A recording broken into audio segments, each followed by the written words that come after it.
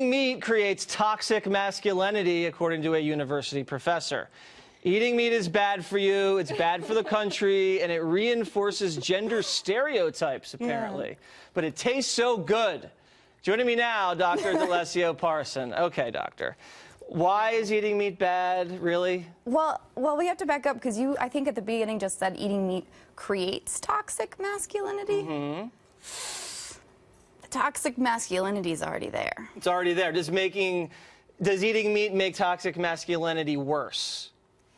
It's one of the ways in which it can reinforce existing kind of social structures, including patriarchy. Well, how does that reinforce social structures where men dominate eating meat? Yeah, it's really complicated. We'll break it down for How about this, though? You said we had 4 or 5 minutes, right? Just keep it simple. How does eating meat make the genders unequal? Eating meat holds a lot of symbolism, and it really is too much to explain in 4 minutes.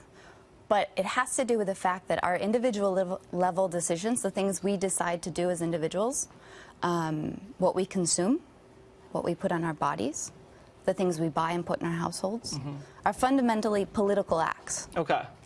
Right? The personal is political. Okay.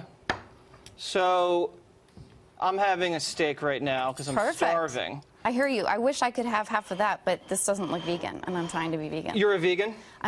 It's really hard because I don't know if I told you I'm from Wisconsin. Okay. And cheese was like one of my favorite things. See, that looks pretty good. That's a little rare, medium rare. Yeah. Is got this some nice dead animal, dead cow hanging on your fork? Is this bad that I'm eating meat? If you go hunting, that's a totally different story, right? The blood's on your hands. Right now, you're kind of just enjoying the benefit, and the blood's on someone else's hands, and that's not very fair. What if they want to hunt meat, or what if they want to raise cattle?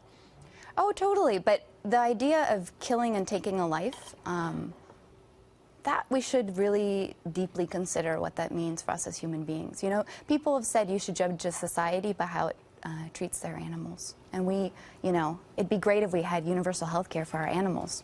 Universal health care for animals, that could be expensive.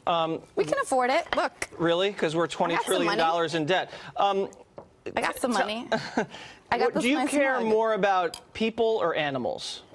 I care about our world, and I think in order for us to achieve a more sustainable future, particularly regarding what's happening with climate change, we need to figure out how the 7.6 billion of us on this planet can be good neighbors.